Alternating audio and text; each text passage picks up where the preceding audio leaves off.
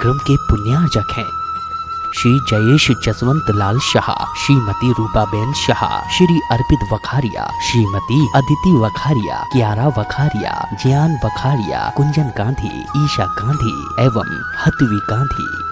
गुरु भक्त परिवार श्रीमान प्रमोद जैन, श्रीमती आजाद जैन, श्रीमान शैलेश जैन, श्रीमती शिल्पी जैन, सार्थक जैन, देवर्ष जैन, श्रेयांश जैन, श्रीमती गरिमा जैन, पुत्री मिश्का जैन, दुबई।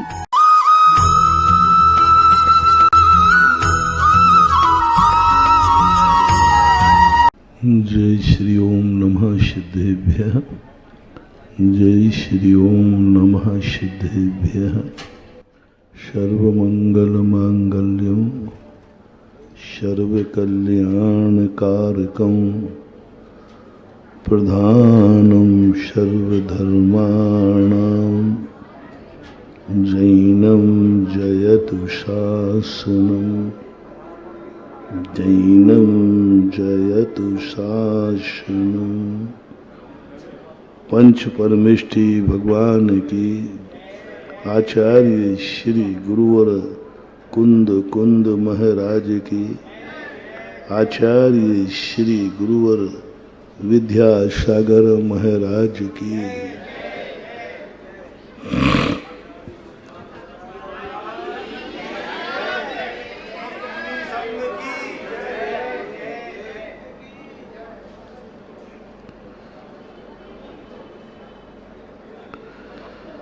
वस्तु यदि सर्वथा स्वतंत्र हो जाए तो सृष्टि का स्वरूप बिगड़ जाएगा, और यदि वस्तु सर्वथा परतंत्र हो जाए तो वस्तु स्वयं नष्ट हो जाएगी। इसलिए नेचुरल रूप से प्रकृति ने कुछ ऐसे नियम अपने आप बन पड़े हैं कि वस्तु में एक ऐसी उपादान शक्ति के साथ साथ निमित्त शक्ति होती है। अपनी शक्तियों के साथ साथ दूसरे की शक्तियों में अपनी शक्तियों को समाहित करना, दूसरों से प्राप्त करने की बात करना। क्योंकि संसार में हीना दिखता होती है, कोई गरीब होता है, कोई अमीर होता है, कोई छोटा होता है, कोई बड़ा होता है, कोई स्वस्थ है, कोई बीमार है। किसी का पुण्य इतना तेज है और किसी का पुण्य इतना हीन है कि वो जीने लायक भी नहीं, और किसी का पुण्य इतना तेज है वे स्वयं जी सकता है और हजारों को भी जिंदा रख सकता है। ये जो निमित्त शक्ति है, संसार पूरा का पूरा निमित्त शक्ति पर चल रहा है। परमार्थ में उपादान शक्ति की मुख्यता होती है बाद में। यहां भी निमित्त शक्ति ही महत्वपूर्ण होती है। जहां निमित्त शक्ति की मुख्यता होगी वहीं से मोक्ष मार्ग चालू होता है। लोग समझते हैं, कुछ स्वाध्याय करने वाले लोग एक भ्रम में पड़ जाते हैं कि हमारे उपादान में शक्ति होगी तो कार्य हो जाएगा। वो बात ठीक है, बिना उपादान में योग्यता नहीं है तो कार्य होने वाला नहीं है। लेकिन योग्यता मात्र से काम होने वाला नहीं है। कितने भी योग्यताएं हमारे अंदर भरी पड़ी रहे, जब तक हमारी आत्मा की निमित्त शक्ति नहीं जागेगी तब तक हम कुछ भी नहीं कर सकते। भगवान बनने की शक्ति तो निगोदिया में भी है। यदि अपन कहें कि हम में भगवान बनने की शक्ति है तो शक्ति तो एक चींटी में भी है, पेड़ पौधों में भी है, निगोदिया में भी है। सब में शक्ति की अपेक्षा तो अभव्य में भी है। अभव्य में भी मोक्ष जाने की शक्ति विद्यमान है। अभव्य में भी केवल ज्ञान प्राप्त करने की शक्ति विद्यमान है। यदि ऐसा न माना जाए तो केवल ज्ञानावरणी कर्म का बंध तो वो भी कर रहा है। आवरण ही बता रहा है कि शक्ति है। आवरण अभव्य मार्गणा देखो, भव्य मार्गणा में ही अभव्य को लिया जाता है। तो अभव्य को जब देखा गया कि वो घातिया कर्मों में कितने कर्मों को बंद करता है, तो केवल ज्ञानावरण कर्म भी वो बंद कर रहा है, अवधि ज्ञानावरण कर्म भी बंद कर रहा है, मनः पर्याय केवल ज्ञानावरण भी कर्म बंद कर रहा है। अभव्य है। जब शक्ति ही नहीं तो आवरण की जरूरत क्या है?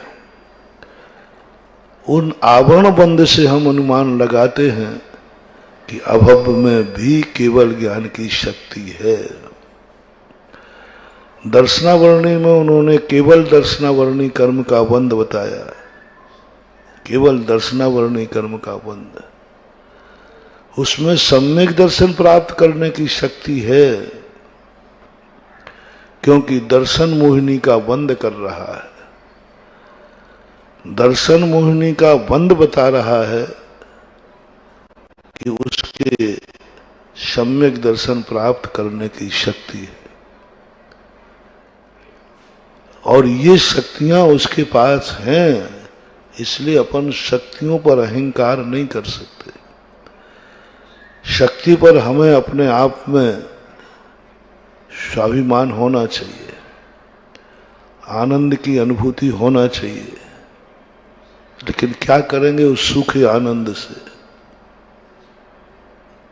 क्या करेंगे कि हम अमीर बाप के बेटे हैं, खाने को तो थाली में एक रोटी भी नहीं,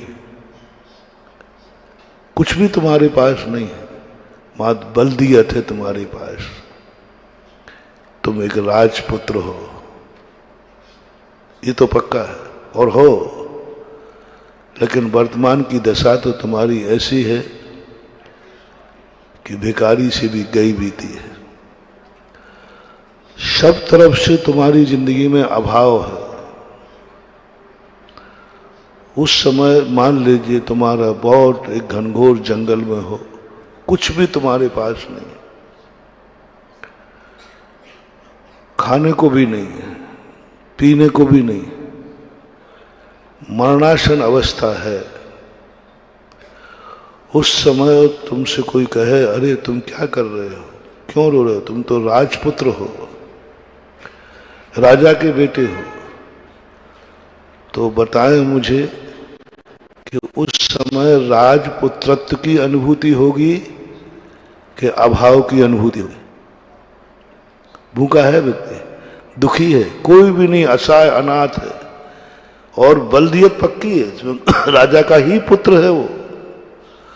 तो उस समय राजा के पुत्रत्व की अनुभूति होगी कि अनाथ पने की अनुभूति होगी? अनाथ पने की वेदना अनाथ पने की होगी, अनुभव अनाथ पने का होगा। और मालूम है उसको, ज्ञान में है कि मैं राजा का पुत्र हूं, लेकिन राजा के पुत्रत्व का आनंद नहीं आएगा। उसे आएगा कि जो वो वर्तमान में है उस अभाव का अनुभव करेगा, वह दुख का अनुभव करेगा, वह अनाथ का अनुभव करेगा, वह अकेलेपन का अनुभव करेगा, वह भूख का अनुभव करेगा, जो भी वेदना है उसका अनुभव करेगा। कहाँ गई वो बल्दियत? क्या किया उस बल्दियत ने? राजपुत्र हूं,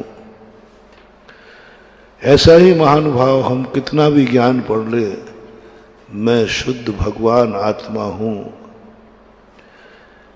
मेरे में भगवान बनने की शक्ति है, पक्का है, कोई कुछ भी कोई नहीं रोक सकता। अभव्य के पास भी है, तो अभव्य को उस शक्ति की अनुभूति हो रही है या वर्तमान में अभव्यत्व की अनुभूति हो रही है? अपने पास भी अभी देख लें,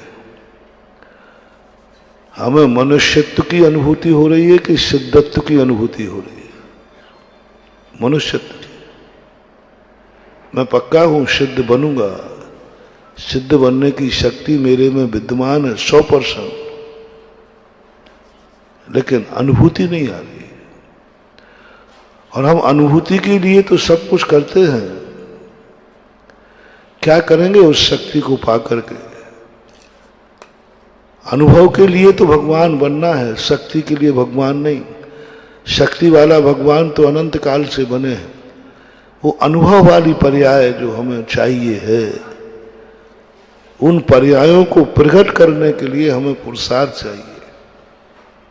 शक्ति को प्रकट करने का कोई पुरुषार्थ नहीं, वो तो मैं हूं, मैं भगवान आत्मा हूं, इसमें कोई संदेह नहीं। लेकिन अब पुरुषार्थ किसके करना है? जो मैं हूं वैसा अनुभव में आना चाहिए, बस सारा पुरुषार्थ उसी के लिए। मैं मुनि बना हूं इसलिए नहीं बना हूं कि मुझे ज्ञान नहीं था कि मेरे में भगवान बनने की शक्ति है, नहीं, मुनि बनने के पहले ज्ञान था।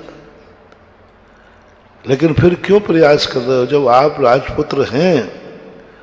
हम राजपुत्र बनने के लिए प्रयास नहीं कर रहे हैं, राजपुत्र के बीच में जो बाधाएं आ गई हैं उनको दूर करने का प्रयास कर रहे हैं। क्योंकि मुझे अनुभव में नहीं आ रहा वह राजपुत्रत्व, वह शुद्धत्व, वो सिद्धत्व, वे उपादान की अनंत शक्तियां, वो शास्त्रों में कही हुई बातें कुछ समझ में नहीं आती। और अनुभव और शास्त्र की बातें जब तक एक कोटि में नहीं आएंगे, हम हमेशा मिथ्या दृष्टि बने रहेंगे। और अनुभव और शास्त्र की बातें एक कोटि में आना बहुत कठिन है, बहुत कठिन। शास्त्र को अपने अनुभव के अनुसार ढालूं या शास्त्रों के अनुसार अपने अनुभव को ढालूं? शास्त्र के अनुसार अनुभव में डालने के लिए बहुत बहुत झूठ का सहारा लेना पड़ता है, झूठ बोलना पड़ता है, दूसरे के दबाव में आना पड़ता है। ऐसा लगता है जैसे कोई गला दबा के कहलवाना चाहता है, कहे मैं अमर हूं। सांप सामने आ रहा है, शेर सामने आ रहा है, अब उस समय कहें, कोई आगम कहता है तू अमर अविनाशी है, अरे क्या खाक अमरनाशी? वहां तो दिख रहा है कि एक पंजा पड़ना है और अनुभव में कैसे करें, क्या करें? शास्त्र को झूठा कहने की हिम्मत है नहीं, और शास्त्रों को अनुभव में उतारने की स्थिति बन नहीं पा रही है। जबरदस्ती थोपा जा रहा है, मैं अमर हूं, कैसे कह दूं? सामने शेर दिख रहा है, मौत दिख रही है।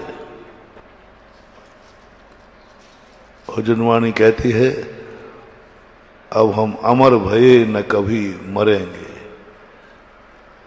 हम अब अमर भये न कभी मरेंगे। ये आवाज आ रही, बोल, उसी समय आवाज आ रही है जिस समय शेर सामने खड़ा है। बार बार कहते बोल ऐसा बोल, वो कहता है अब जबरदस्ती बुलवा दो तो बोले देता हूं। अनुभव में तो मौत आ रही है, अनुभव में तो शेर दिख रहा है। यहीं से तो शुरू होता है दर्शन मोहिनी, यहीं से तो शुरू होता है शंका नाम का दोष। ऐसा मत समझना कि अपन सब आत्मा को जानना नहीं चाहते, ये मत समझना कि हमारा शास्त्रों पर विश्वास नहीं है, ये भी मत समझना कि शास्त्रों में लिखा हुआ झूठा मानता हूं। लेकिन मुझे समझाओ तो सही, अनुभव में तो लाओ, कैसे वो शास्त्रों की लिखी बातें हमारे अनुभव में उतर जाए, क्योंकि विपरीत बना हो रहा है। लोग कहते हैं अनंत शक्ति है आत्मा में, वो भी डर जाते हैं, मैं भी डर जाता हूं। ब्रह्मचारी ने भी कहा कि महाराज जी बहुत ठंड है, देखो कुरावली वाले तो अभी सो के ही नहीं उठे। अब मैं कैसे बताऊं कि ठंड से ज्यादा महत्वपूर्ण पंच कल्याणक है। वो कहते महाराज जी आप कह रहे हो, यहां तो हमें ठुठुरन लग रही है, आप कह रहे हो। कल भी कहा था,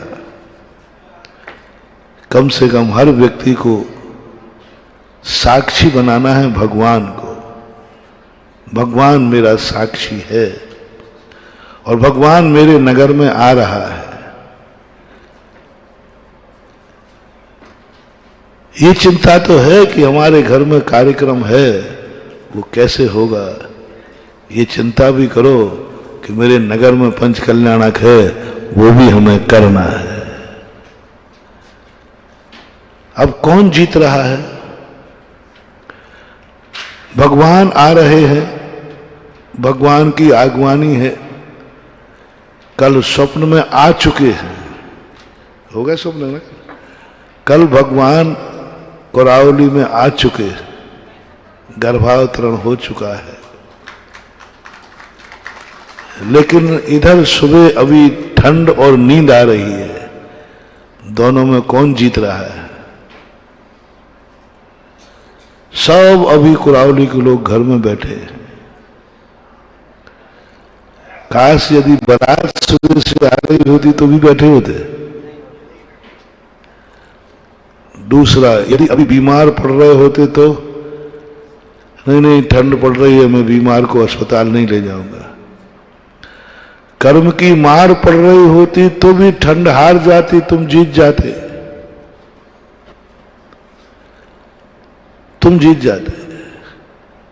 समाज पुण्य कर्म का उदय आता तो ठंड हार जाती और तुम जीत जाते।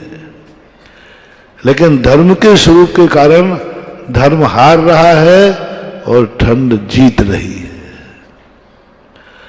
धर्म हार रहा है, कसाय जीत रही है। धर्म एक और धर्म है, एक और भगवान है, एक और भगवान का पंच कल्याणक है, एक और भगवान का आगमन है। दूसरी ओर भगवान सबके, ये तो सब कहते हैं भगवान हमारे हैं, महाराज भी हमारे हैं। लेकिन समस्या बीच में आ रही है कि जो कमेटी भगवान को पंच कल्याणक कर रही है, उस कमेटी से तुम्हारी पटरी नहीं बैठती है, उससे तुम्हारी कसाय है, राग द्वेष है, XYZ। अब भगवान तो आ रहे हैं, ठीक है, उसी के आयोजन में आ रहे हैं। अब बोलो भगवान का दर्शन होना है, बीच में आ रही है तुम्हारा दुश्मन। अब यदि जाते हो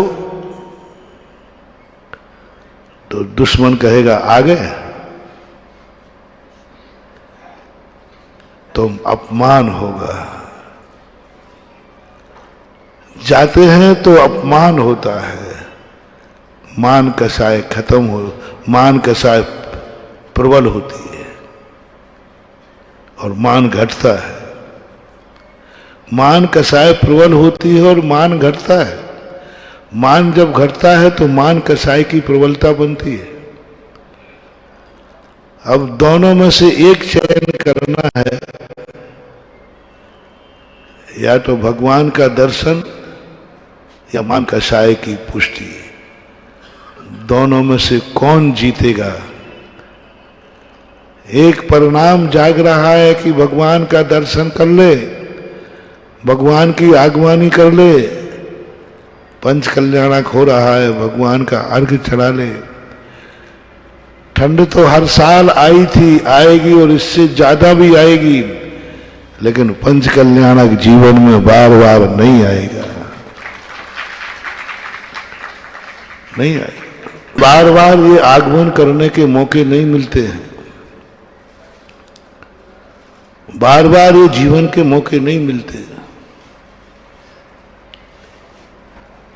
फिर कल के दिन आप कहते हो महाराज जी भगवान हमारी सुनता ही नहीं, हम इतना धर्म करते हैं तो भी क्यों सुनेगा। इस समय तुम्हारे अंदर क्या चल रहा है? 3 प्रकार के लोग हैं इस समय। एक वह जो कर्म के मारे हैं, कर्म उन्हें नहीं आने दे रहा, अशुभ कर्मों का उदय। ऐसे कुल में, ऐसी जाति में पैदा हो गए हैं जो इस पंच कल्याणक को समझ ही नहीं सकते, भगवान को ही नहीं समझ रहे, भगवान के ही स्वरूप नहीं जानते।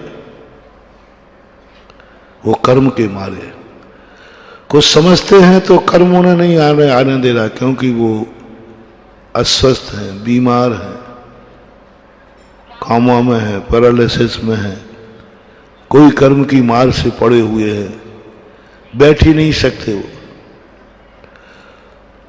कुछ लोग ऐसे हैं, तीसरे प्रकार के लोग हैं जो किसी पुण्य कर्म के उदय से पुण्य के वशीभूत हैं।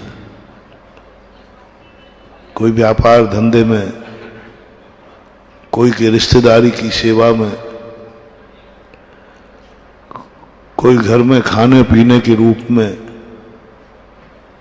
धर्म से दूर होते हैं पुण्य कर्म के उदय से।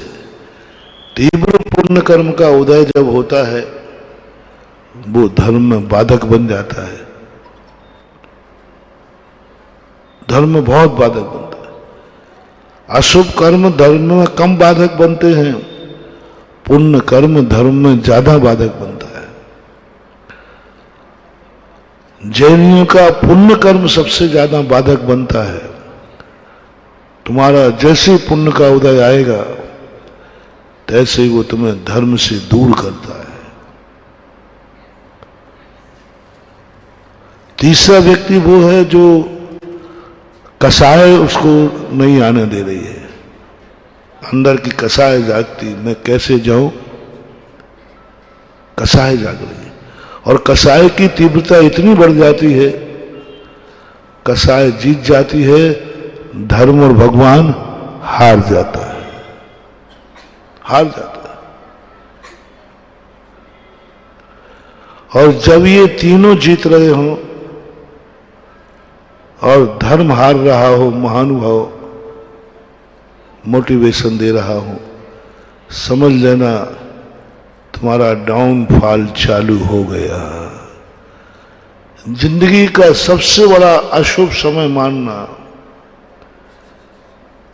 जिंदगी का सबसे अपशगुन मानना, जब ये 3 चीजें तुम्हारे लिए धर्म से दूर कर रही, जब धर्म से तुम्हारे लिए आने में बाधक बन रहे, तुम्हें भगवान के दर्शन करने से रोक रहे हो, ये 3 बातें। जरूर तुम अतीत के पापी हो, बहुत बड़े पापी हो, अतीत में तुमने इतने बड़े बड़े पाप किए हैं, भगवान ने कहा इस पापी को अंदर मत आने दो। हे पापी पंच कल्याणक में ना आ जाए, हे पापी पंचकल्याणक की बोली न ले लेवे, हे पापी महाराज का प्रवचन न सुन लेवे, हे पापी कहीं भगवान के अर्घ आदि न चढ़ा देवे। क्या करे? प्रकृति ने कहा ये तो जन्म जन्म का पापी है। बहुत बड़ा मोटिवेशन है महानुभाव, सुनना। जब तुम किसी अशुभ कर्म के कारण से मान लीजिए जिनका नीच कुल है, गलत कुल में जन्मे, ये किसकी सजा है?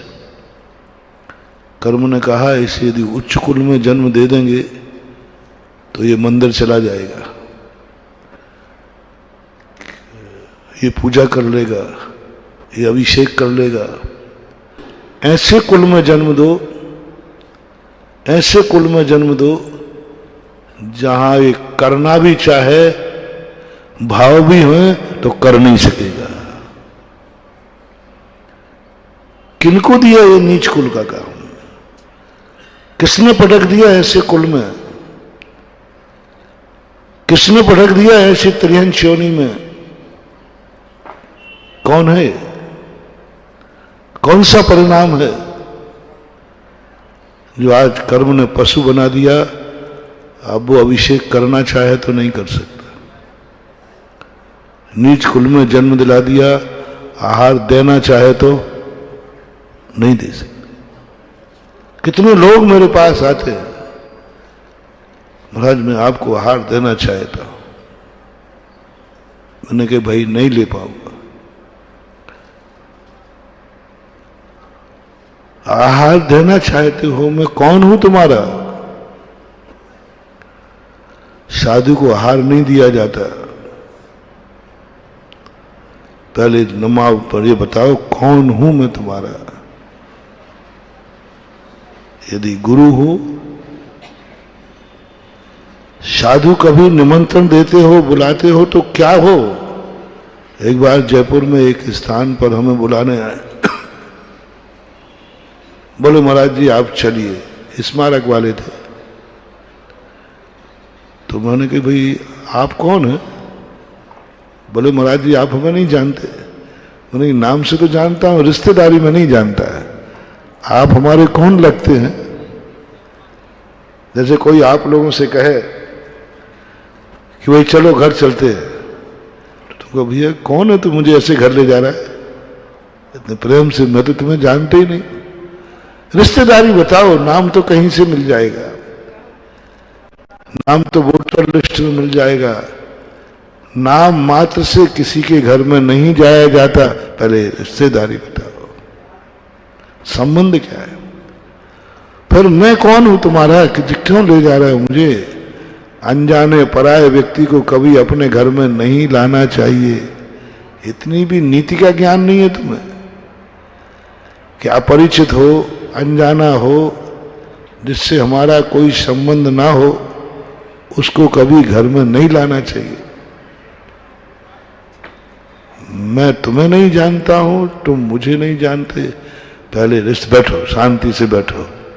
अपन पहले रिश्तेदारी निकालते हैं, और बनिया तो रिश्तेदारी निकालने में बहुत माहिर है, गुणा भाग लगाकर कहीं से निकाल लेगा। तो अपन ने कहा चलो गुणा भाग से निकले तो सही। मैंने कहा पहले तो आप बताओ मैं कौन हूं, तुम कौन हो, तभी बनेगा व्यवहार। जाने के बाद नहीं, जाने के पहले व्यवहार बनेगा। उन लोगों से मैं देखता हूं जो आहार देने की मन करते हैं। मैंने कहा भाई तुम कौन हो, तुम कौन हो? मैं तो तुम्हें जानते ही नहीं, ना कुल से, ना जाति से, ना संबंध से, ना व्यवहार से। चलो मैं नहीं जानता हूं कि मैं साधु हूं, तुम श्रावक हो, क्योंकि तुम बहुत संख्या में हो। मैं कौन हूं तुम्हारा? मैं कौन हूं तुम्हारा? बोले महाराज आपको इससे मतलब है कि आहार से मतलब है? साधु लोगों का बस यही नाटक दुनिया को परेशान करता है। आप लोग बहुत अच्छे हो, भूख लगती हो तो ना आप कुछ देखते हो कौन है क्या है, अपन को तो भोजन मिल रहा है, खाओ पियो मत रहो, क्या लेना देना है। ओहो, विश्व का एक जैन दर्शन ऐसा है, विश्व का एक जैन। हर दर्शन में हमने देखा वो ये नहीं पूछते हैं कि कौन हो तुम, क्या हो, ठीक है तुम भोजन कराना है करा दो। मैं तुम्हारा कौन हूं, तुम कौन हो, कुछ भी नहीं लेना देना। भूख लगी है, रोटी मिल रही है, खा लो बस। लेकिन दिगंबर जैन धर्म, ओनली दिगंबर जैन धर्म, जैनियों में भी दिगंबर जैन धर्म। जैनियों में और भी मत हैं जिनमें ये नहीं पूछा जाता आपका मैं कौन हूं, तुम कौन हो, आप तो रोटी दो, तुम जानो तुम्हारा। लेकिन जैन धर्म, पूज्यवर वट्टकेर आचार्य महाराज कहते हैं, संबंध बनाए बिना आहार मत करना हर किसी के यहां, अनजाने में नहीं। पहले पूछो वो क्या मान रहा है, तुम्हें कौन हो, क्या मान के पड़गा रहा है, क्या मान के पड़गा रहा है, भूखा मान के पड़गा रहा है, भूखा मान करके तुम्हें बुला रहा है, तुम भूखे हो इसलिए आहार दे रहा है। मर जाना लेकिन ऐसे के हाथ की रोटी मत खाना। क्या मान रहा है, पहले क्या मान रहा है, उसको कहना पड़ेगा। साधु नहीं, साधु को आहार नहीं कराया जाता। मैं तुम्हें गुरु मानता हूं, तुम मेरे गुरु हो, इसलिए मैं तुम्हारे लिए अपने घर ले जाकर आहार कराना चाहता हूं। इसलिए आहार के पहले पूजा बताई है। तुम भूखे को आहार करा रहे हो कि पूज्य को आहार करा रहे हो? पूज्य को आहार कराओगे तो दान कहलाएगा, और भूखे को आहार कहलाओगे तो भीख कहलाएगी। दान की कोटि में नहीं आती भीख, करुणा की कोटि में आती है। बेचारा भूखा है इसलिए आहार कराते हैं, करुणा की कोटि में आती है। साधु पर करुणा नहीं की जाती है। करुणा जिस पर की जाती है वह करुणा वाला धन्य होता है कि आपने भोजन करा दिया, मैं धन्य हो गया। यहां संबंध बिल्कुल भिन्न है। जैसे पूजा कराई जाती है, पूजा करने का अर्थ है कि मैं आपको भूखा नहीं मान रहा हूं, आप आहार लेकर धन्य नहीं होंगे, हम आहार देकर के धन्य होंगे, क्योंकि आप पूज्य हैं। आप पूज्य हैं भोजन के पहले। पूज्य यदि मानता है तो ये आहार है। अभी देखेंगे आप पंचकल्याण ऋषभ देव, मात पूज्य लोग नहीं मान रहे थे, आहार तो दे रहे थे, भक्ति नहीं कर रहे थे, भक्त नहीं मिल रहे थे। और भक्त का संबंध बनाना पड़ता है, लेकिन नहीं बन पाता। कर्म कहता है इसको ऐसे कुल में पटक दो, कल के दिन ये गुरु को गुरु मान भी लेगा तो भी ये आहार न दे पाए, ये भगवान का अभिषेक न कर पाए, ये पंचकल्याणक के पंडाल में जाकर के पात्र न बन पाए। कर्म ने जब जब मोटिवेशन, जब जब तुम्हारा अशुभ कर्म तुम्हें धर्म से वंचित रखे, तब समझ लेना चाहिए तुम अतीत के महापापी हो, महापापी हो। और उस महापाप ने कहा कि इसको ऐसी दशा कर दो कि धर्म करने लायक ही न रहे। जैन कुल में जन्मोगे वो बीमार कर देगा, जैन कुल में जन्मोगे वो तुम्हें ऐसे अशुभ कर्म कर देगा, ऐसी बीमारी कर देगा कि तुम अभिषेक करने लायक नहीं रहोगे। कर्म कहता है अशुभ कर्म। ऐसा अशुभ कर्म तुम्हें कब बंधा, ऐसा अशुभ कर्म कब बांध लिया जो धर्म से मुझे वंचित कर रहा है और मैं करना चाहता हूं। मेरे परिणाम हैं। कितने, मैंने कहा ना, कितने लोगों के परिणाम हैं जो जैन धर्म को स्वीकार करना चाहते, अभिषेक करना चाहते, दान देना चाहते, मंदिर बनाना चाहते, लेकिन कर्म ने कहा इसलिए तो मैंने तुझे ऐसी कुल में जन्म लिया, ऐसी त्रियंश योनि में जन्म दिया कि तू करना भी चाहे तो नहीं कर पाएगा। आखिर ऐसा क्या पाप किया, क्या पाप किया? हरिवंश पुराण पूज्यवत जिनसेन स्वामी ने 5-6 श्लोकों में ये बहुत अच्छी बात कही। कब, जिस समय तू समर्थ था, जैन कुल में था, तू मंदिर जा सकता था, तू अभिषेक कर सकता था, तू पंच कल्याणक में जा सकता था, तू पंच कल्याणक में कार्य कर सकता था, तू इंद्रादिक पात्र बन सकता था,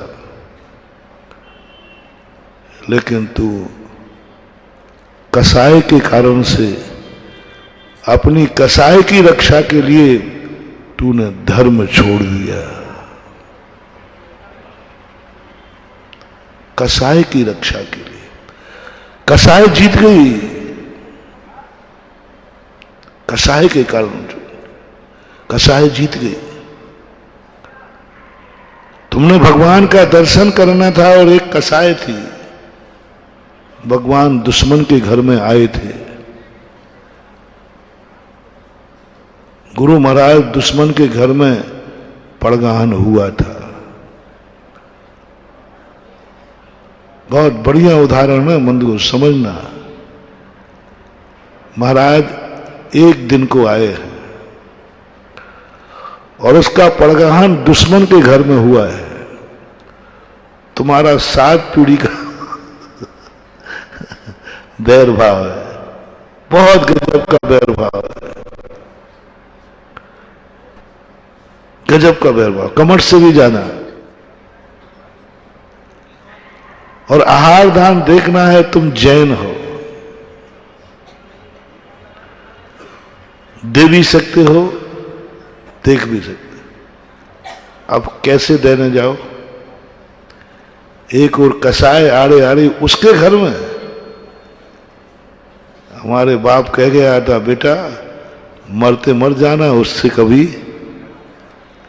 अब क्या करें? एक और महाराज का हार हो रहा है, देना है, और एक और कसाय आगे आ रही है 7 पीढ़ी की। कौन जीतेगा? फैसला करो रे धर्मात्माओं, फैसला करो रे जैनियों, फैसला करो। अपनी छाती पे हाथ रख करके धर्म कर रहे हो कि धर्म के नाम पर पाखंड हो रहा है? कौन जीतेगा? धर्म कहता है, देख महाराज आए हैं, आहार हो रहा है, चल धोती दुपट्टा पहन ले, आहार दे के आ जा। अरे देते नहीं बन रहा तो चल देख के आ जा। उसके घर तो नहीं देखूंगा। कौन जीत गया? बोलो ना। कैसा है जीत गया? धर्म हार गया। बस उस समय ऐसा कर्म बंद होता है कि आज इसने अपनी कसाई के कारण धर्म को हरा दिया। धर्म को नहीं जाऊंगा, महाराज के दर्शन नहीं होगा, नहीं दूंगा आहार, नहीं करूंगा, नहीं जाऊंगा पंच कल्याणक में, मैं तो कदम ही नहीं रहूंगा पंडाल में, मेरा अपमान हुआ है।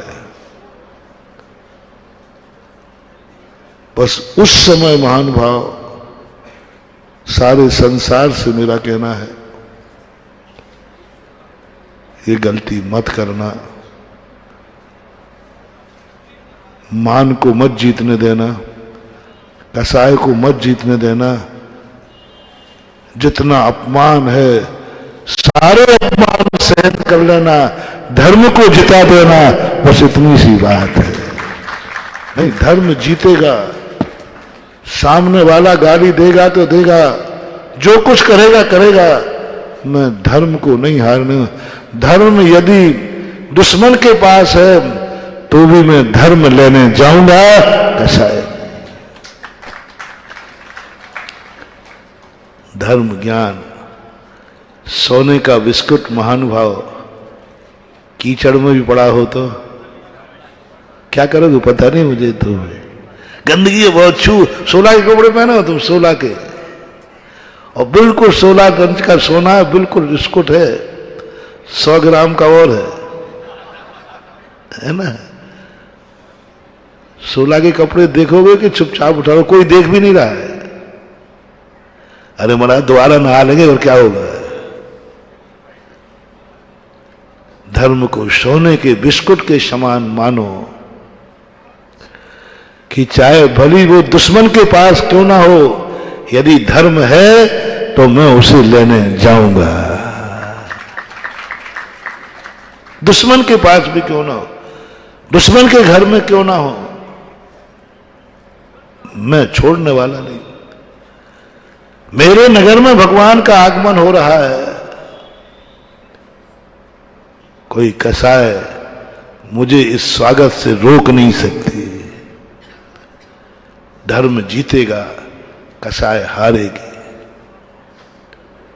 धर्म जीतेगा, बस एक ही संकल्प आप लोगों को लेना है। आज गर्भ कल्याणक के दिन उस नैमित्तिक क्रिया की तरफ मैं तुम्हें ले जा रहा हूं। इसमें एक निमित्त जो बाधक कारण बनता है उसकी तरफ ले जा रहा हूं। एक ही संकल्प करना है कि मेरी जिंदगी में जब कसाय और धर्म इन दो बीजों में बात आएगी तो कसाय हारेगी और धर्म जीतेगा। बस इतना सा, कोई बड़ी चीज नहीं कह रहा हूं। जब दोनों बीच में आ जाएं, धर्म जीतेगा। मैं अपनी जिंदगी में कभी धर्म को हारने नहीं दूंगा। यदि यह धर्म तुमने हारने नहीं दिया तो आज तुम पंच कल्याणक स्थापना से मना रहे हो, कल तुम साक्षात पंच कल्याणक मनाओगे।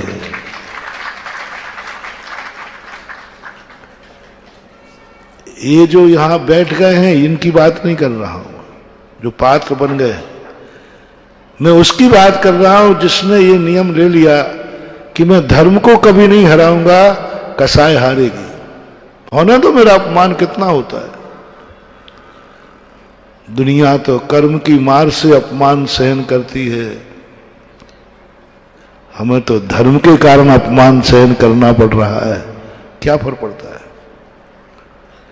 आपने देखा जब कर्म कितना अपमान कराता है। कर्म जब भिखारी बना देता है तो कितना अपमान होता है। भिखारी दूसरों के दरवाजे रोटी लेने बुलाने पे जाता है कि बिना बुलाए है। वहां कहां गया तुम्हारा मान। बिना बुलाए पहुंच गए। कई लोग धर्म के क्षेत्र में कहते हमें बुलाया ही नहीं गया, हमसे कहा ही नहीं गया, हमें बताया ही नहीं गया, इसलिए मैं नहीं आ रहा हूं। अरे मूर्ख, यदि यही कसाय तेरी रही, दो स्थानों पर कभी बुला हुआ मत लेना। किसी की मौत हो जाए तो, किसी के कष्ट आ जाए तो उसके कष्ट दूर करने के लिए, और दूसरा कभी धर्म के लिए। इन दो स्थानों पर, और सब में चाहे ना कभी किसी के ऊपर कष्ट आ जाए, कभी किसी की यहां मौत हो जाए। अपने भारतवर्ष में है ही, इकट्ठे हो जाते, होना ही चाहिए। सुनते ही किसी पर कष्ट आ जाए, तुम्हें पता चले कि इसका कष्ट मैं दूर कर सकता हूं, बिना बुलाए पहुंच जाना। महानुभाव, बिना बुलाए पहुंच जाना। वो भी ना भी कहे तो भी कष्ट दूर करने की तरफ चले जाना, दुश्मन क्यों ना हो। यदि तुम्हारे अंदर इतनी ताकत है कि मैं कष्ट दूर कर सकता हूं, तो उसका दूर कर देना, मरने के लिए मरना पड़े तो मर जाना। सुषेण वैद्य उस समय विभीषण को देता है, वैद्य जी, वैद्य थोड़ा सा हिचकिचाया, मैं दुश्मन की रक्षा कैसे करूं? वैद्य जी आप रक्षा कर सकते हो क्या? बोले कर सकता हूं, लेकिन करूंगा नहीं। तब कहा गया, नीति समझाई गई। सुषेण वैद्य ने जानता था कि मेरे राजा ने जिस लक्ष्मण को धराशायी किया है, 16-17 दिन लग गए मेहनत करते, कितनों का बलिदान किया है लक्ष्मण को धराशायी करने के लिए, आज उसी को मैं जिंदा करूं? बस एक नीति पर कि यदि मेरे सामने कोई दुखी आदमी है और उसका दुख दूर करने की ताकत मेरे में है, तो महानुभाव कुछ मत देखना, कुछ मत देखना, सबसे पहले उसका दुख दूर करना। क्लिष्टेषु जीवेषु कृपा, बस जैसे बने तैसे अभी तो कष्ट दूर करो इसका। सुषेण वैद्य ने किया, कष्ट दूर किया दुश्मन का। उसको नहीं मालूम था कि रावण मेरे क्या हाल करेगा, रावण मेरा क्या हाल करेगा। वो जानता था कि इसके बचाने के बाद मेरी मौत निश्चित है। पूरी कहानी से मतलब नहीं है। कितनी बड़ी कसाई थी, कितना बड़ा बैर चल रहा था, कितना बड़ा युद्ध चल रहा था। उस समय सुषेण वैद्य ने दुश्मन की दवाई कर दी, दुश्मन को जीवित कर दिया, दुश्मन का कष्ट हर दिया, राम को कष्टों से मुक्ति कर दी। सामने दुश्मन था। रावण को जब पता चला, रावण ने एक ही बात कही सुषेण वैद्य से, यदि तुम्हारे लिए कष्ट निवारण करने वहां गए थे और तुम निवारण करने नहीं आते तो मैं तुम्हें फांसी की सजा देता, लेकिन तुमने हमारे दुश्मन के सामने भी मस्तक ऊंचे रखा है कि रावण कितना भी बड़ी पापी है लेकिन नीति विरुद्ध कार्य नहीं करता है। स्वयं भली पापी है लेकिन जो नीतियों का पालन करता है उसके लिए सम्मान देता है। भरी सभा ने रावण ने कहा कि आज तुमने हमारा जो मान रखा है कि लोग मुझे पापी कहते हैं, लेकिन रावण के राज्य में भी नीतिज्ञ हैं, इतने नीतिज्ञ हैं कि दुश्मन के भी कष्ट दूर करने की बात आ जाए तो दुश्मनी हरा देते हैं और करुणा जाग जाती है। कौन हारा? दुश्मनी और एक दया, करुणा, कृपा। क्लिष्टेषु जीवेषु कृपा। कौन हारा, कौन जीता? अब इससे बड़ी दुश्मनी तुम्हारी नहीं हो सकती। इससे बड़ा तुम्हारा क्या हो सकता है जो राम और रावण के बीच में उस समय था। उस समय स्थिति देखो कितनी नाजुक स्थिति थी। उस समय सुषेण वैद्य का इन कथाओं को पढ़ने से बहुत शिक्षाएं मिलती हैं, जीवन जीने का साहस मिलता है, कसायों का भमन होता है। इतनी बड़ी कसाई हार गई, इतनी बड़ी कसाई हार गई। कितनों का, जिसके कारण से लंका का कितना नुकसान किया था लक्ष्मण ने। 16 दिन लगभग युद्ध हो गए थे। कितने सैनिक मारे, रावण के कितने बेटे मारे गए लक्ष्मण के हाथ से। इतना सर्वनाश करने वाला भी जब कृपा की बात आई तो रावण के राज्य का व्यक्ति भी कि कसाई नहीं जीत पाई, धर्म जीत गया और रावण ने उसका सम्मान किया। अपने जीवन में भी ये महानुभाव लेना, कहीं कष्ट की स्थिति बने कुछ मत देखना कि कौन है, मेरा इससे क्या संबंध है। सबसे पहला उपाय तो है कि उसका कष्ट दूर करो, कष्ट में सहयोग बनो, भागीदार बनो, क्योंकि इस समय वो कष्ट में है, इस समय बहुत कष्ट। और ऐसे कई लोग हुए हैं। ऐसे वैष्णव दर्शन में एक बर्बरीक हुआ है, उसकी स्थिति भी यही थी,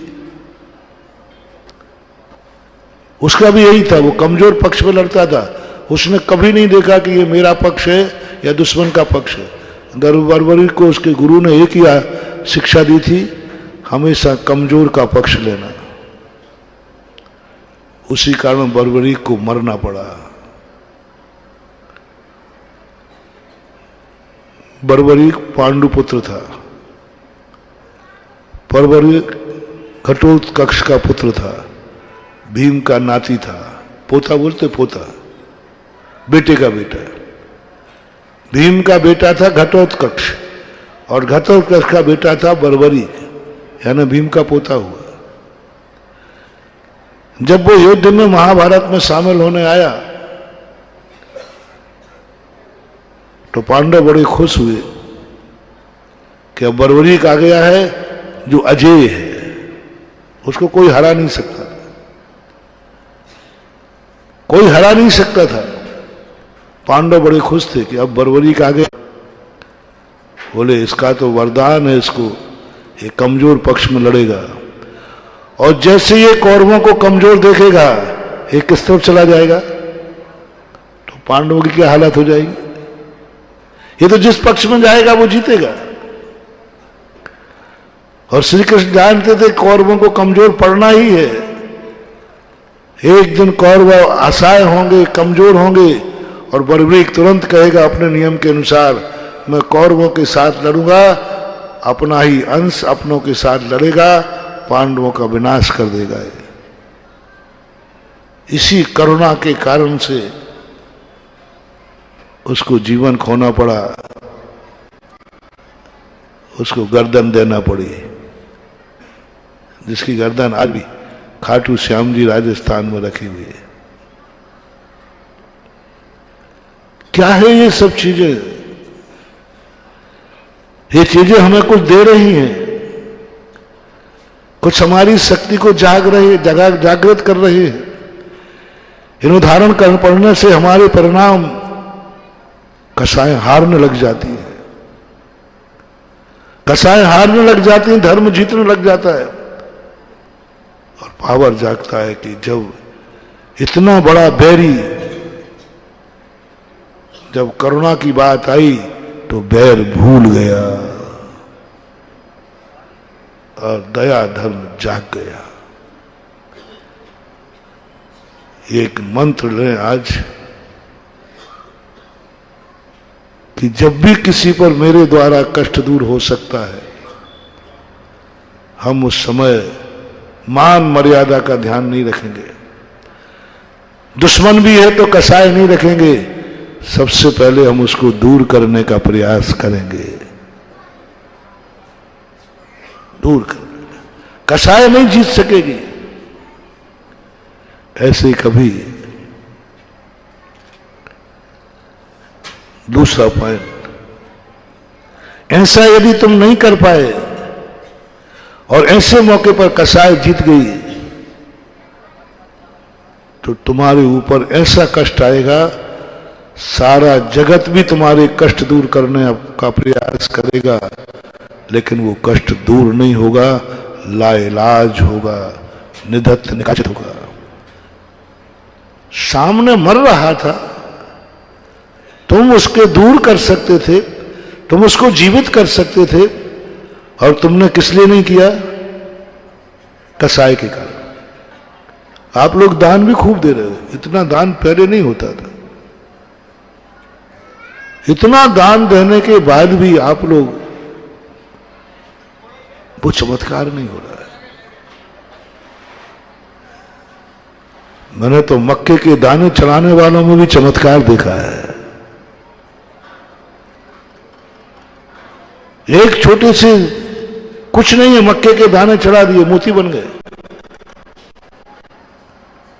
छोटा सा धर्म किया, नमो रहंताराम बुड़ गए, बेड़ा पार हो गया, बेड़ा पार हो गया। तुम तो करोड़ों मालाएं फिर रहे हो, तुम तो पूरा नमोकार मंत्र पढ़ रहे हो। उसने तो अकेला नमो रहंताराम, अंजन चोर को तो वो भी बेड़ा पार हो गया। और हमने तो मालाएं पूरी आती, हमें तो नमोकार मंत्र पूरा आता है, फिर भी कल्याण नहीं हो रहा। भगवान का नाम मात्र लिया, मक्के के दाने चढ़ा दिए, कोई दान ही नहीं दिया, कल्याण। यहां तो तुम लाखों रुपया दान दे रहे हो, लाखों कर रहे हो, फिर भी क्यों नहीं हो रहा महानुभाव। मंदिरों में पूजा पाठ भी हो रहा है, सब कुछ हो रहा है, मजा नहीं आ रहा है, सब अनुकूलताओं में हो रहा है, सब अनुकूलताओं में हो रहा है। ये मंदिर मेरे अनुकूल है, मेरी गोट का है, मेरे परिवार का है, आपकी वहां श्रद्धा है। आप पूजा भगवान की नहीं कर रहे हो, ये मेरा मंदिर है, मेरी क्वालिटी, मेरे परिवार का है, मेरे ग्रुप का है, इसलिए आपकी पूजा पाठ हो रहा है। मजा नहीं आएगा महानुभाव। तो सब कुछ अपन कर लेते हैं, लेकिन वो पुण्य नहीं बनता। फिर बाद में आप लोग कहते महाराज जी हम इतना धर्म करते हैं, इतना पूजा पाठ करते हैं, आप तो कहते थे पूजा पाठ से ऐसा होता है, यहाँ तो और परेशान हो रहे हैं। परेशान क्यों नहीं होगे? क्योंकि आपने किया ही नहीं।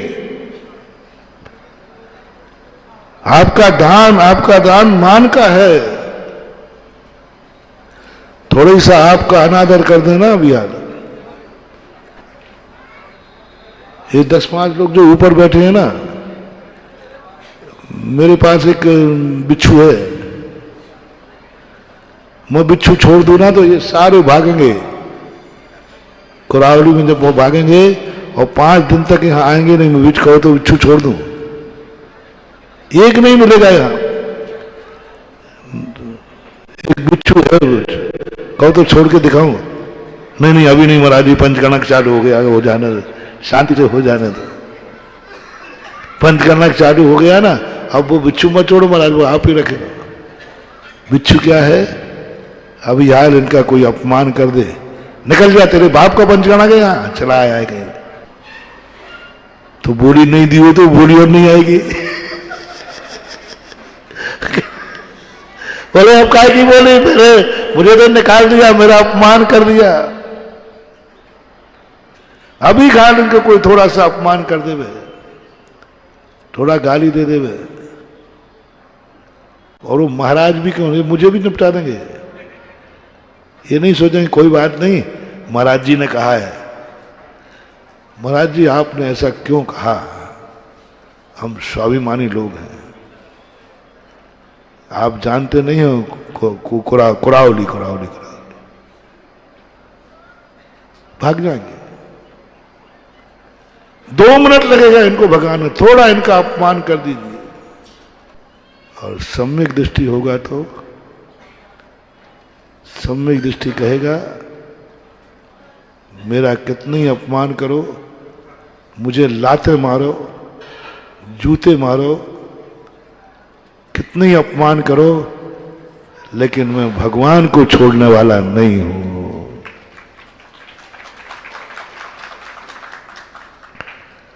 पारसनाथ क्यों दुनिया में पूज गए? उन्होंने कसाय को धर्म के सामने झुका दिया। कसाय झुकती गई, कमठ अपमान करता गया, शास्त्र शक्ति थी। उन्होंने कहा नहीं, मैं कसाय को नहीं जीतने दूंगा। कसाय हार गई। महानुभाव, धर्म करना सबसे मेरा कहना है, धर्म के सामने कभी मान कसाय न जीत जाए। और ये संकल्प करो, मेरा कितना भी अपमान हो, मेरा कितना भी कुछ हो, जहां धर्म रहेगा वहां मैं रहूंगा। किसके घर जा रहे हो हार देने? किसके घर जा रहे हो महाराज का दर्शन करने? बोले मैं कुछ नहीं जानता हूं, जहां मेरे गुरु हैं वही मेरा तीर्थ है।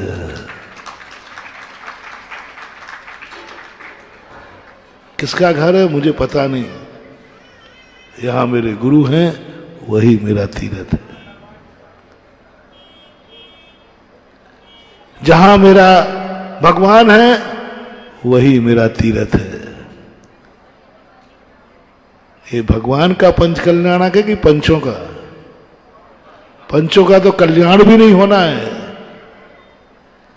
कल्याणक है भगवान का। हमें भगवान से मतलब है।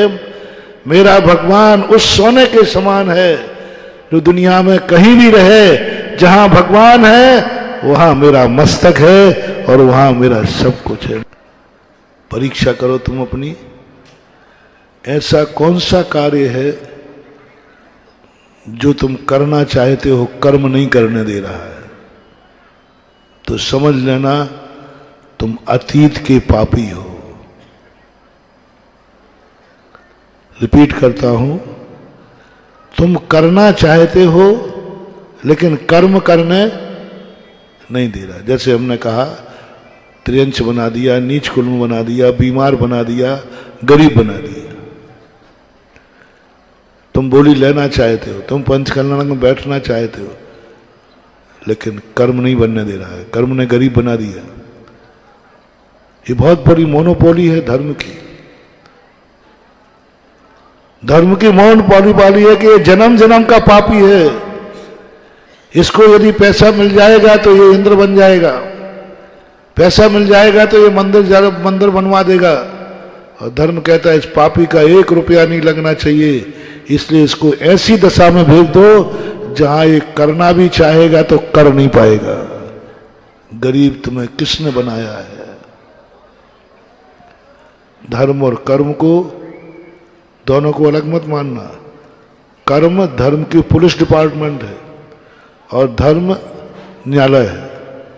एक न्यायाधीश ग्रुप और एक पुलिस ग्रुप, ये दोनों अलग नहीं है, दोनों एक मिलके चलते हैं। दोनों में एक मन है, पुलिस वाले और न्यायाधीश। फर्क है, न्यायाधीश दंड सुनाता है, दंड देता नहीं है, और पुलिस दंड सुनाती नहीं है, दंड देता है। ऐसे ही धर्म और कर्म, कर्म पुलिस वाले हैं और धर्म न्यायाधीश है। धर्म के दंड सुनाता है और कर्म दंड देता है। तो इन दोनों में बहुत संधि है। धर्म और कर्म बिल्कुल ऐसे मिले जुले हैं।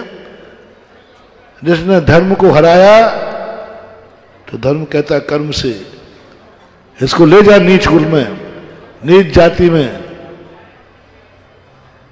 ये जन्म जन्म का पापी है, इसको करना भी चाहे तो करने लायक मत बनाना, इसको गरीब बना दो। आप अपने आप को जन्म जन्म का पापी मानना। दूसरा, भविष्य का पापी कौन? जब तुम्हें आज समर्थ है, आज समर्थ है, लेकिन कसाई नहीं करने दे रही है। सुबह उठ करके पंच कल्याणक चल रहा है, आपका हिम्मत नहीं हो रही, ठंड ज्यादा है, घर में मेहमान आए हुए हैं, व्यापार आदि के लिए कुछ कार्य करना है। आपका पुण्य, आपका लोभ कसाय, क्योंकि लोभ कसाय पुण्य के उदय से ज्यादा बनती है, और वो कसाय तुम्हें रोक रही है। चले जाएंगे पंच कल्याणक के, तो शुरू हो गया भाई, सुबह जल्दी आओ, सुबह से पूजन हो रही है, महाराज आए हैं, इतनी सर्दी में चल के आए हैं। देखो मैं आगरा से कितने किलोमीटर चल के आ गया, 125 किलोमीटर से, और सुबह 7, 7:15, 7:30 पर निकलता था। 7, 7:15, 7:30 पर निकलता था। धूप की नाम की चीज नहीं थी। उंगलियां यूं अकड़ जाती थी कि हार के समय वो मुड़ती ही नहीं थी। शुद्धि के समय मुंह धोना है, वो उंगली सीधी नहीं हो रही। तो भी हम यहां तक आ गए। और आप कुरावली कितनी गए थे? 150 किलोमीटर तो होगी। 150 किलोमीटर की 1.5 किलोमीटर। अब तुम्हें 1.5 किलोमीटर से यहां तक आने में ठंड लग रही है, उसमें भी कोट है, पजामा है, मफलर है, सब है, और अंदर तो चाय रानी के 2 कप पी के ही आए होंगे। यहां तो कुछ भी नहीं है, पेट भी खाली है, सब कुछ है, फिर भी चलकर आए। ये भाव कहां जाग रहा है कि कहीं महाराज आए हैं, एक प्रवचन की एक लाइन न छूट जाए। कौन रोक रहा है? थोड़ी सी ठंड ने रोक दिया, थोड़े से लोभ ने रोक दिया, थोड़ी सी कसाई ने रोक दिया। महानुभाव, ये धर्म के आयोजन, ये गुरुओं का आगमन बहुत खतरनाक है। मत बुलाया करो, क्योंकि इनके आने के बाद अब यहां हम प्रवचन चल रहा है, तुम घर में बैठे हो, निश्चित समझना ऐसा ज्ञानावरणी कर्म का बंद हो रहा है, कल के दिन तुम मंद बुद्धि होकर जन्मोगे।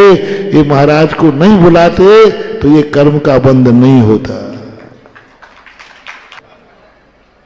जब कमेटी वाले लोग आते कि महाराज जी प्रवचन करना, मैंने कि देखो मेरे प्रवचन मत कराओ, ये प्रवचनों का साइड इफेक्ट खतरनाक है, मत कराओ, शांति से मुझे बैठने दो। मैंने भैया से कहा था, प्रदीप से, प्रतिष्ठाचार्य से, कि मैंने देखो प्रवचन को मुझे मत ले जाओ, मेरे प्रवचन कुरावली के लिए बहुत खतरनाक हो जाएंगे, बहुत नुकसान होगा इनको। जो थोड़ी बहुत बुद्धि है वो भी खत्म हो जाएगी। प्रवचन नहीं कराने में बहुत फायदा है। प्रवचन नहीं कराने में ज्यादा घाटा नहीं है। बस प्रवचन नहीं कराया कोई बात नहीं, लाभ ही तो नहीं हुआ। लेकिन प्रवचन करा लिए, पंडाल में बुला लिया, और कुरावली का जैनी घर में बैठा है, अब उसका बनता झाड़ है बेटा, अब गया काम से। मंद बुद्धि महाराज को तो स्टेज पे बैठा दिया, स्वयं पट्टा भी रजाई में बैठा है। अब गड़बड़ है। इस समय होगा निधत्त निकाचित कर्म बंद, वैसे नहीं होता। प्रवचन नहीं कराने में निधत्त निकाचित कर्म का बंद नहीं है। लेकिन हम प्रवचन को बैठाल दें और फिर तुम्हारा नहीं हो पाए तो निधत्त निकाचित कर्म का बंद होता है। इसलिए मैं सबसे कहता हूं, मत कराओ प्रवचन। और मुझे कहीं कोई ले जाता है ऐसे कार्य में, तो मैं तब भी कहता हूं मुझे मत ले जाओ, मेरे पहुंचने के बाद तुम्हें बहुत साइड इफेक्ट होगा। जब मैं पंचकर्मा वगैरह करता हूं तो पहले पूरी समाज को बैठालता हूं। या तो मैं लेट आया तब इसलिए गड़बड़ हो गया सबको। मैं कहता हूं देखो पंचकर्मा नहीं करो, बहुत फायदे में है। मंदिर नहीं बनाओ, बहुत फायदा है। हम हमेशा उपदेश में कहते हैं आप लोग सदा एक भावना भाया करो कि भगवान हमारा मंदिर वहां, हमारा मकान वहां हो जहां जिनेन्द्र देव का मंदिर ना हो। बहुत फायदे की बात कह रहा हूं, बहुत फायदा, बहुत बहुत फायदा ही फायदा है। कोई पूछेगा कि भाई मंदिर जाते कि नहीं, तो क्या जवाब देना है? मंदिर है ही नहीं, बात खत्म हो गई। कर्म ही कहेगा बेचारा क्या कर रहा मंदिर, लेकिन बेटा मंदिर बन गया। फिर यदि तुम मंदिर नहीं गए तो ये मंदिर तुम्हारा बंटा झाड़ कर देगा।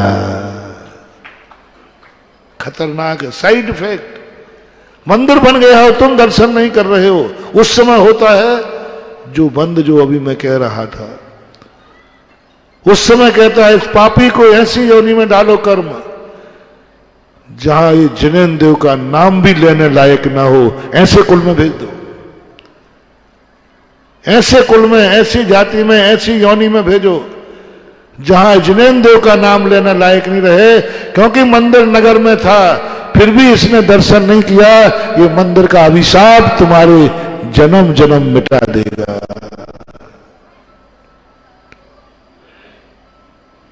इसलिए अपन पहले ठोक के कहते हैं मंदिर नहीं बनाना अच्छा है। चलो यही वरदान ले लो, जिन जिन के मकान कुरावली में हो वे बेच करके उस गांव में बनाओ जहां मंदिर ना हो, फायदे में रहो। दूसरा आशीर्वाद है कि भगवान मेरा मकान जन्म जन्म तक वहां बने जहां जिनेन्द्र देव का मंदिर हो। दोनों में से क्या चाहिए बोलो? आज नाभि राय के दरबार में किमिक सिद्धांत लुट रहा है, बोलो दोनों में से पहला दूसरा? जोर से बोलो। देख लो बेटा खतरनाक है, माइनस मार्किंग हो जाएगी। तो फिर एक ही नियम करो कि भगवान मेरा जन्म जन्म तक वहां जन्म हो जिस नगर में जिनेन्द्र देव का मंदिर हो। उसका एक ही तरीका है कि भगवान हमारे नगर में मंदिर है, मैं अन्न जल जब ही ग्रहण करूंगा जब मैं तेरा अभिषेक करके, उसके बिना मैं नहीं करूंगा। लो हो गया कर, बस इतना ही सा करना है। मैं नियम लेता हूं अन्न जल का त्याग, जब मैं अपने गांव में रहूंगा बिना भगवान के अभिषेक पूजन दर्शन किए बिना मैं अन्न ग्रहण नहीं करूंगा। इतना यदि तुमने जीवन भर पाल लिया तो जाओ अगला जन्म भी वहां जन्मोगे जहां जिनेन्द्र देव का मंदिर होगा,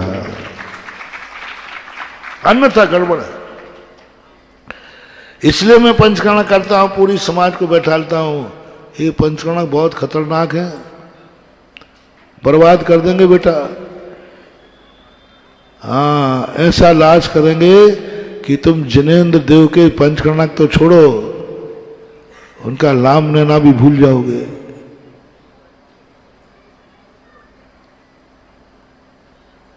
अब तो शुरू हो गया इसलिए कुछ करने। दूसरे साधु तो कहते हैं पंचकर्म करो, जैसे बने तैसे करो, छोटी मूर्ति बड़े, और मैं कहते पंचकर्म मत करो। मेरा मामले उल्टा है, तुम्हें सब आजू बाजू सुनते ही रहते हो। मत करो रे, मत बनाओ मंदिर, पंचकर्म मत करो, बहुत नुकसान है इनसे। ये पंचकर्म नहीं हो रहे हैं, ना जाने कितनों को बर्बाद कर देंगे, कितनों का जीवन बर्बाद कर देंगे। किनका? मंदिर पंचकर्म हो रहा है और तुम घर में बैठे रहे, अब बर्बाद हो जाओगे। यहां भगवान का अवतरण हो रहा है, अवतरण में भगवान की पूजा हो रही है सुबह से, गर्भ कल्याणक आदि की, और तुम घर में बैठे हो, सो रहे हो, भोजन पानी कर रहे हो, रिश्तेदारों को स्वागत में लगे हो, कसाय में डूबे हुए हो। अब ये बर्बाद कर देगा। तेरे नगर में पंचकल्याणक हो रहे थे, भगवान कहेगा मैं तेरे नगर में आ रहा था और तू संसार में डूबा था, तुझे ठंड लग रही थी, तू रजाई में छुपा था, तेरे मन में कसाय भड़क रही थी। उसी समय ये धर्म कर्म रूपी पुरुष को तुम्हारी आत्मा को सौंप देगा और कर्म तुम्हारे लिए ऐसा बंधेगा कि ऐसी योनि में भेज देगा जहां जिनेन्द्र देव का नाम भी नहीं ले पाए। साइड इफेक्ट, साइड इफेक्ट है। इसलिए हम पहले कहते या तो फिर नियम करो, या तो नियम करो कि मेरे नगर में पंचकल्याणक हो रहा है, और जब मेरे नगर में पंचकर्म हो रहा है, पंडाल के अंदर जो भी कार्यक्रम होगा वो सब मेरी आंखों के सामने होगा। भगवान की आगवानी मैं करूंगा, भगवान के गर्भ कल्याणक का अर्घ मैं चढ़ाऊंगा, भगवान के 16 स्वप्न मैं देखूंगा, भगवान की पूजा मैं देखूंगा, महाराज के प्रवचन मैं सुनूंगा। 5 दिन के लिए 6 दिन के लिए पूरा प्रतिष्ठान बंद कराता हूं, बाहर आना जाना बंद कराता हूं, और जितने भी तुम्हारे जो कार्य हैं वे सब बंद करके मात्र पंच कल्याणक हित में तुम्हारे में घूमना। मन में पंच कल्याणक, आंखों में पंच कल्याणक, कानों में पंच कल्याणक, मुंह से पंच कल्याणक, सब कुछ 24 घंटे सब कुछ भूल करके तुम पंच कल्याणक के लिए समर्पित हो जाओ। तो आज तुम ये पंच कल्याणक कर रहे हो, मेरा वायदा है एक दिन तुम साक्षात पंच कल्याणक करोगे, क्योंकि तुमने 5 दिन के लिए कहा सब प्रतिष्ठान बंद रहेंगे, कोई प्रतिष्ठान नहीं खुलेगा। कोई पूछे क्यों? बोले हमारे नगर में भगवान जी आ रहे हैं। क्यों भाई आप जल्दी क्यों जा रहे हो? बोले मालूम नहीं, सुबह 8 बजे महाराज जी का प्रवचन चालू होना है, मेरे निमित्त से महाराज बोलेंगे और मैं नहीं सुनूं, मेरे निमित्त से भगवान बोले महाराज बोलेंगे और मैं उपस्थित नहीं रहूं, मेरे आए हुए भगवान की आगवानी कि मैं गर्भ कल्याणक की पूजा ना करूं, ऐसा नहीं हो सकता। हम 5-6 दिन के लिए सब प्रतिष्ठान बंद करते, रिश्तेदारी में आना जाना सब बंद करते हैं, कुछ भी नहीं। मां 24 घंटे 6 दिन के मात यदि आपने सब कुछ भूल गए, कर्म नहीं जीतेगा, ठंड नहीं जीतेगी, बर्फ नहीं जीतेगा, कर्फ्यू नहीं जीतेगा, दुनिया की कोई ताकत नहीं जीतेगी। जीतेगा तो मेरा धर्म, मेरा पंच कल्याणक। कर्म भी आ जाए, कितनी भी परिस्थिति आ जाए, मेरा सिद्धांत तो यही है कि जहां कदम बढ़ गया है बस बढ़ गया है, कितनी भी परिस्थिति आ जाए, मेरे धर्म को कोई आज तक हरा नहीं पाया, हरा नहीं पाएगा। बस यही संकल्प हमारे लिए। तुम लोग कहते महाराज आप हर कार्य में सफल हो जाते, कुछ नहीं बंधु, कुछ नहीं है। मात्र मेरा एक ही नियम है, हे धर्म मैं तुझे कभी हारने नहीं दूंगा, तुम्हें कहीं झुकने नहीं दूंगा, कोई परिस्थितियां नहीं झुका पाएंगे। सन 1994 की बात मालूम होगी तुम्हें, आगरा में एक दुर्घटना घटी थी, अग्निकांड, बूढ़े लोगों के मालूम होगा।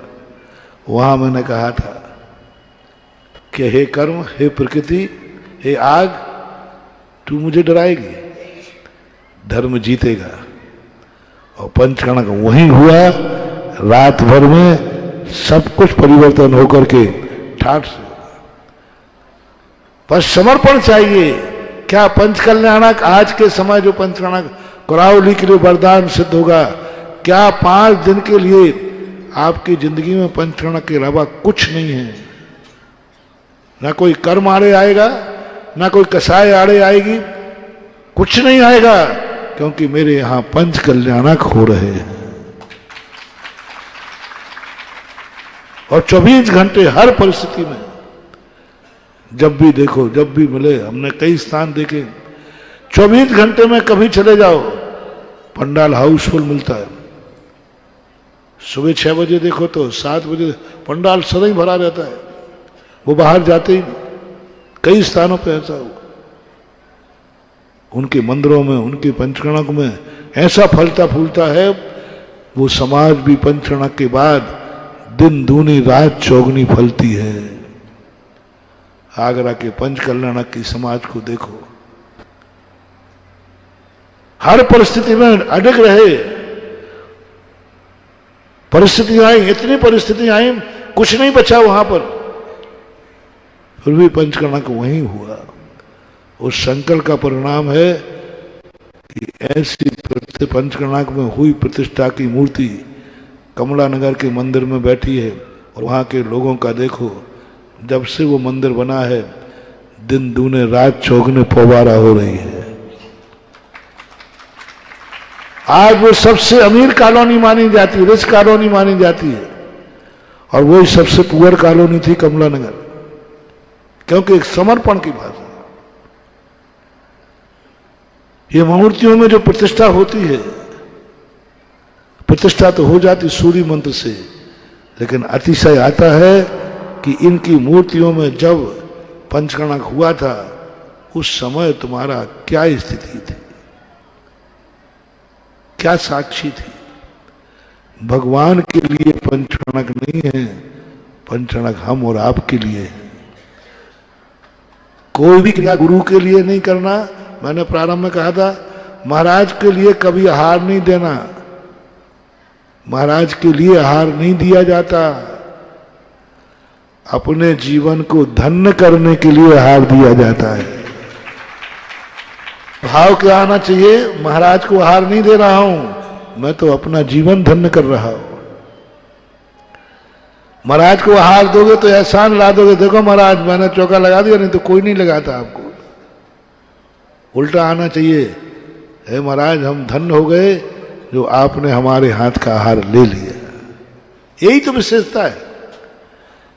जैन दर्शन में देने वाले का महत्व नहीं है, लेने वाले का महत्व है। ले लिया ये बहुत है। बोलो, एक व्यक्ति से महाराज ने आहार ले लिया तुम्हारा, और तुमने आहार दिया, तुमने आहार दिया, हमने आहार लिया, कौन धन्य हुआ?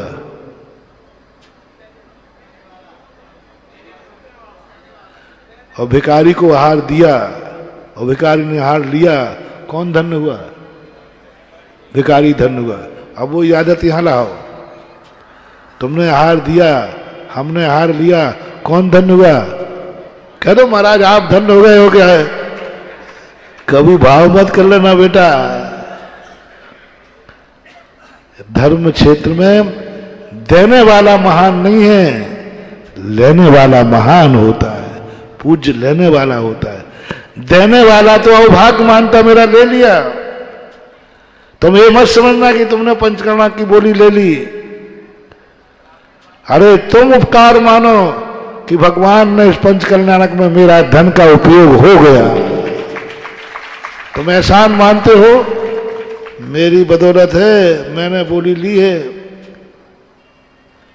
और तुम पंचकल्याणक की बोली लोगे, भगवान के लिए बोली लोगे, आप देखना एक पहली बात तो थोड़ी सा कुछ बिगाड़ हो जाए, तुम तुरंत बोली वापस ले लोगे, नहीं लेना बोली हमें, क्योंकि तुमने भगवान के लिए बोली ली थी। एहसान करोगे। और जिन्होंने नहीं दिया उनका सबकी बोलियां आ गई क्या? अब इनमें से यदि एक आध को मैंने बिच्छू कहा था ना, छोड़ के देखो कमेटी वालों, और फिर बोली के पैसा लेके देखना, तुम जानना।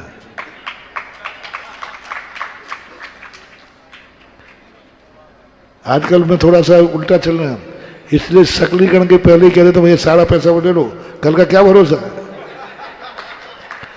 अरे ऐसा हुआ एकदम, एक का मुकुट था। आपके मजेदार, आप लोगों से मैं बहुत कुछ सीखता हूं। एक मुकुट था, एक का थोड़ा छोटा था, एक का बड़ा था। बस वो कोई पात्र बना था, बोली मेरी ज्यादा थी, तुमने मुकुट उसको दिया, ले लो अब पैसा, पैसा तो मैं ही दूंगा ना। और उसने पैसे ही नहीं दिए, मात्र एक मुकुट के कारण से। गलती कितनी थी, मुकुट थोड़ा हल्का भारी हो गया। उन्होंने कहा ठीक है, अभी पैसा नहीं दे दिया, मैं पैसा तो मेरे ही से लोगे ना, लेके दिखाना। अरे मैंने कहा ये तो खतरनाक धमकी है। अरे मैंने कहा ये बर्बाद हो जाएगा। एक मुकुट में इतना बड़ा बोली तोड़ दी उसने, एक मुकुट का अपमान करने में मेरा अपमान हुआ है, इतना बड़ा कार्य कर रहा है। तब से मैं कहता हूं कि भाई सबसे अच्छा यही है कि बोली लेने के समय पंचकर्णक में बैठने के पहले बोली दे दो। अब तुम्हारा वो छोटा मुकुट होगा, अब तुम्हें कसाई नहीं जाएगी, क्योंकि पैसा तो वो छोटे मुकुट में भी कर लोगे, तुम्हें कसाई नहीं जागेगी। कार्यक्रम करने के पहले पैसा देने से एक फायदा है, थोड़ा मान अपमान होगा भी, तुम्हें कसाई नहीं जागेगी। और नहीं देने पर कसाई तुम्हारी बिल्कुल ऐसी चढ़ी हुई बैठी रहेगी, डूब जाता है पैसा कसाई के कारण।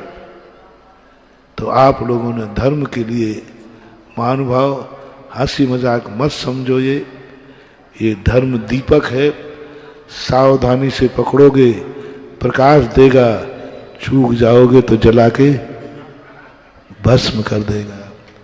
इसलिए 5 दिन के लिए सब लोग समस्त कसाएं भूलकर कर्म को पछाड़ दो, पंच कल्याणक को जिता दो। थोड़े बहुत शुभ कर्म का उदय है तो नहीं, कुछ नहीं होगा। मेरे सामने पंचकर्णक हो रहा है, मैं सब बलिदान करता हूं, पंचकर्णक मुक्त करता हूं। थोड़ी बहुत कसाएं जागे भी, पछाड़ दो कसायों को, कोई कसाय नहीं। जिंदगी पड़ी है कसाय करने के लिए, कहीं भी कसाय कर लूंगा। पंच कल्याणक में समस्त कसायों को भूलकर मैं जिनेन्द्र देव की आगवानी के लिए जाता हूं। पुण्य के उदय में कभी कोई बात बनती है तो पुण्य को भी ठुकरा दो कि मुझे नहीं चाहिए।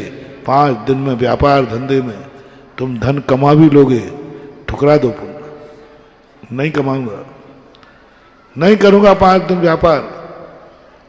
पुण्य के उदय से जो कमाई आने वाली वो छोड़ दो, 5 दिन के लिए तुम पुण्य की कमाई ठुकरा दो। देखो फिर क्या हिसाब होता है। तूने पुण्य ठुकरा करके पंचकर्णक में आ गया, ग्राहक तेरे दरवाजे बैठा रहा, लाखों का व्यापार करने वाला दरवाजे बैठा रहा, तूने कहा नहीं 5 दिन के लिए दुकान बंद है। ये बलिदान जब आएगा तब इस पंचकर्णानक से जब लौट के जाओगे तो माटी को छुओगे और सोना हो जाएगा, क्योंकि तुमने पुण्य को ठुकराया है।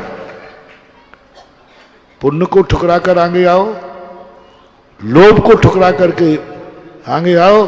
पंचकर्णक के कोई लोभ नहीं करूंगा, हमारी शक्ति है बोली लेने की, मैं लूंगा, मुझे भगवान से मतलब है। क्रोध मान भी अपने बीच में नहीं आए, कर्म बीच में नहीं आए। समय आपका हो गया। सारे जगत के लिए आज आत्मशुद्धिकरण का सूत्र बहुत मजबूत मिला है। इतने में यदि सुधर गए तो ठीक है। सुसेन जैसे वैद्य की भी मैंने तुमसे बात कही। आज इतने ही कह के विराम करता हूं। महावीर भगवान की।